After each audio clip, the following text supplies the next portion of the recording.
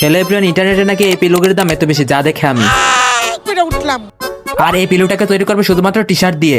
কি T shirt দিয়ে বানাবে? হ্যাঁ, শুধুমাত্র টি শার্ট দিয়েই বানাবো। চলো তাহলে দেখা যাক। প্রথমে আমাদের নতুন বছর শেষ হয়ে যাওয়াতে তো সবার বাসায় ক্যালেন্ডার আছে। সেই পুরনো ক্যালেন্ডার থেকে ক্যালেন্ডার খুলে নিয়ে আমরা মুইফির মুখটাকে এঁকে নেব, এঁকে নিয়ে কেটে নেব।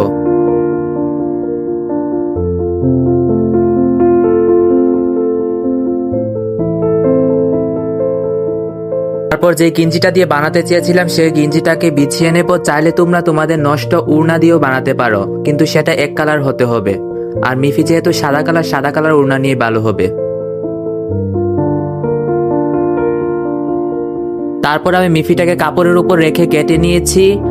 আর একটা জিনিস তোমরা মনে রাখবে, এখানে কাটার সময় 1 ইঞ্চি জায়গা রেখে কাটবে, তাহলে তোমাদের সেলাই করতে সুবিধা হবে।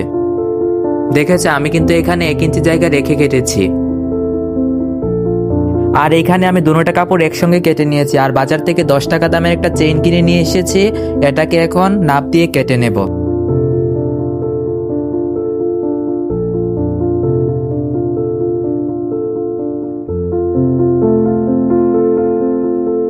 আর এটা হচ্ছে সাইডের বর্ডারটা দেওয়ার জন্য একটা কাপড় 4 সেন্টিমিটার দিয়ে কেটে নিয়েছিলাম।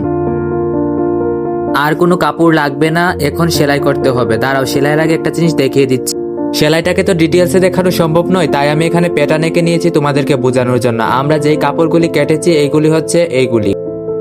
মিফির 2 সাইডের কাপড়গুলি হচ্ছে এটা, আর মধ্যেরটা হচ্ছে এটা বর্ডার। আমরা এখান থেকে এখানে সেলাই করে লাগিয়ে নেব। তারপর আমি অফ ক্যামেরায় সেলাই করে নিয়েছিলাম। কিছু ক্লিপ দেখালাম তোমাদেরকে। সেলাই করার পর এটাকে এরকম দেখাচ্ছিল, আর এটাকে উল্টানোর পর দেখো এরকম দেখাবে।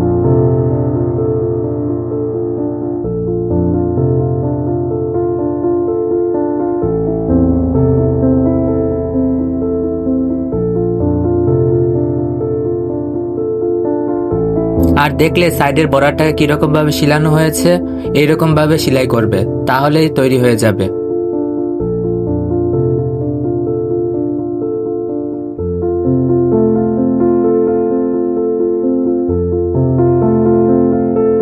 তারপর আমি তুলা এটার ভেতরে দিয়ে দিচ্ছিলাম।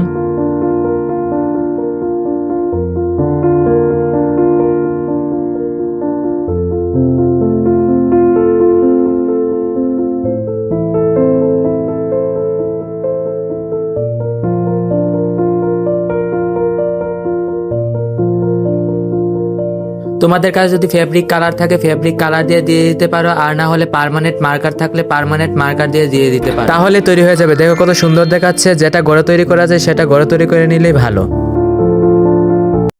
আইডিয়াটা কিরকম লেগেছে কমেন্টে জানিও।